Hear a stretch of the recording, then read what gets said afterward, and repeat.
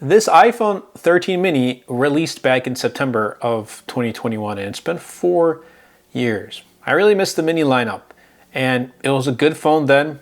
It's a good phone now. Still performs very well, albeit with just a couple things that haven't been the best, which makes sense. It's been about 4 years.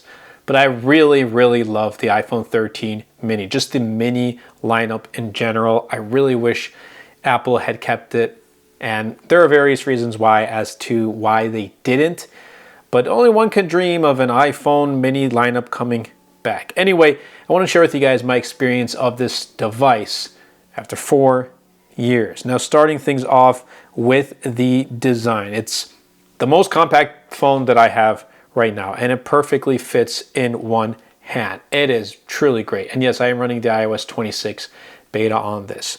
But using it for, one-handed has truly been awesome. And I really don't mind that the notch is still here with the iPhone 13 mini because it's a small phone, like whatever, it's fine. The display has still been great. Yes, it's 60 hertz and you can see it, but whatever, that's fine. I'm perfectly okay with it. Would I have liked to have seen like an iPhone mini Pro? Yes, but given what we got right here, it still performs really good. It's lightweight and pocketable, and I haven't really come across any phones nowadays that are the same in that lightweight and pocketable form factor. Yeah, we have the Samsung Flips that are portable, but this one is just different. Like the slab of glass that's super pocketable but also powerful. Yeah, I haven't really found anything after the iPhone 13 mini. If you count the Asus Zenfone 10, which was a tad bit larger, but that has also kind of been the last compact flagship I have used. Now, I still don't like having this glossy back to it. You can throw on a skin on it or a case, which I usually rock a case, but I still like this iPhone design. It is tried and true, held up really well. So yeah, we got the lightning cable, which this and my AirPods Max are the only devices that I use that have a lightning cable. Yeah, my AirPods Pro also has a lightning port, but I wirelessly charge those, so I don't need to worry about bringing a lightning cable wherever I go, unless I bring my AirPods Max or I bring my iPhone 13 mini. So I kept it well. I don't really have too many scratches or scuffs or anything like that, but I know some that use it as their daily phone every single day, and they don't even rock a case. They've dropped it outside and on concrete and stuff, and they have some scratches and dings and stuff, and that's normal. That's to be expected. But if you take good care of it, I think you'll be completely okay. But this phone really does feel unique because, again, you're getting an iPhone that's super powerful but also super compact. This design has held up really well, and I think it aged really well too. Like, this device doesn't look like it's ancient. If it was the iPhone SE that was rocking the bezels and the home button, that device and the design was a little bit outdated, but this still feels modern to this day. Like, I know people that have an iPhone 13, that have an iPhone 13 Pro, devices that still have a notch. It's perfectly fine. Now let's get into the software and the performance. Now I'm running iOS 26 beta, and there are bugs to be expected. It's a little bit slow and laggy, and that's completely okay. But on a day-to-day basis, like watching YouTube videos, texting, browsing the web, using it for like Instagram and Threads, Twitter, TikTok, it is perfectly fine. Like, it really does hold up. You can play a couple games on here, but I'm not, the type of person to play games on my iPhone 13 mini. However, I've done it before, and it's all right. Now, you see a bunch of different apps here, like Turkcell is, an app that I would use when I go to Turkey, when I go to Istanbul. I use this as my device. Like, I'll throw on my SIM card here and bam, like, this is my main phone that I use in Turkey. Now that my main iPhone is eSIM, and now that my Pixel 10 Pro is also eSIM, it's like, well, I don't want to go through the hassle. So like, whenever I go overseas, this is my main device. And we're gonna get to battery in a moment because the battery depletes really quick. But I can rely on this phone even if I don't bring those other two with me throughout the day. Like, you see like Yemek Sepet, it's like the DoorDash version, like the Turkish DoorDash version, and it's pretty decent. But yeah, these are the apps that I really use just on my iPhone 13 mini. and it's been truly great. It's got the A15 Bionic, still feels, snappy and reliable. Now, again, it handles social media, browsing, light productivity apps, pretty good.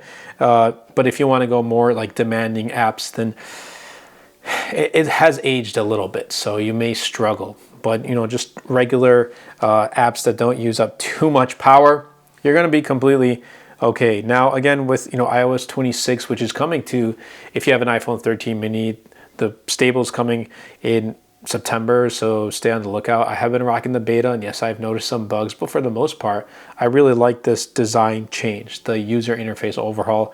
It's made this iPhone 13 mini really new again, and to be honest, like, I kind of want to switch.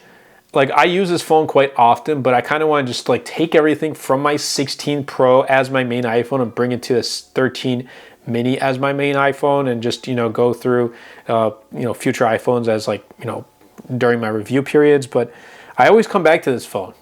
Like, it's a great phone, honestly. Now, it does occasionally warm up again with those heavier tasks, but not too excessively.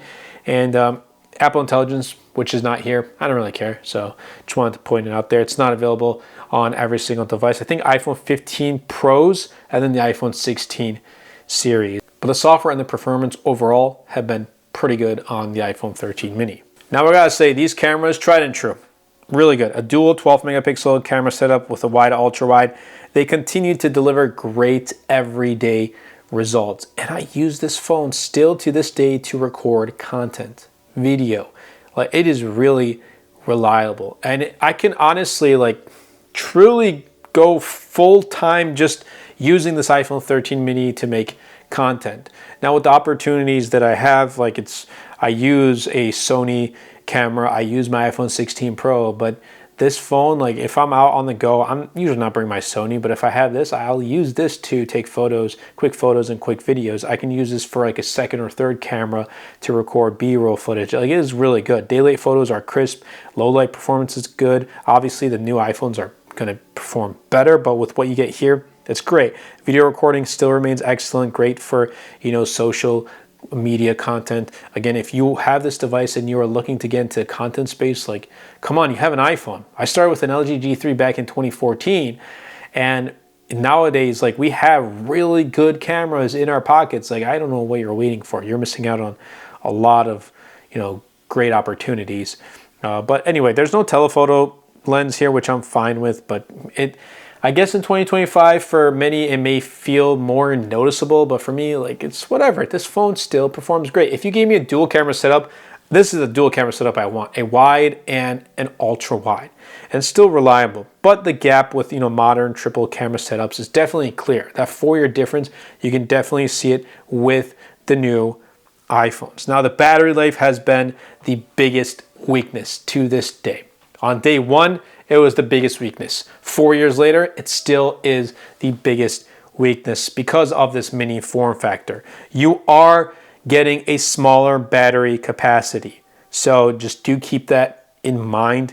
And this definitely struggles to last me an entire day. Like, I have to charge this twice a day, especially if I'm using it as my main device. Twice a day, I have to charge this. That's the minimum. Sometimes I have come across some days where I need to charge it 3 times a day. So by noon, I gotta charge it. By like afternoon, I gotta charge it. If I'm still using it until like 9, 10, I gotta charge it again. Now, I do have, MagSafe charger around the house, so I just, MagSafe charge it real quick. I do have one lightning cable that I have in my studio, but I don't usually bring lightning cables with me out on the go. It's usually like MagSafe chargers. So I do top it through MagSafe. But overall, battery life is definitely the weakest, and that is to be expected. Compact design limits Apple's ability to fit a bigger battery. Now, when this device was originally unveiled, it was like $699, but it was discontinued after just one generation.